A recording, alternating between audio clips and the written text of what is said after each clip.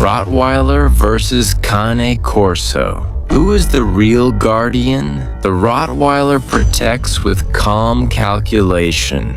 It reads danger like trained security. Confidence, control, and sharp judgment guide every move. Once bonded, it defends family with steady focus, always measuring risk before reacting.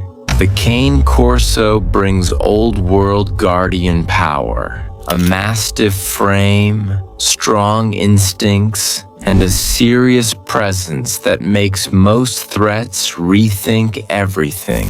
It reacts fast and defends territory with absolute authority and natural intensity. Both are smart, but in different ways. The Rottweiler uses precision and composure. The Cane Corso relies on raw strength and instinct shaped by centuries of guarding history. Which one is better depends on your home.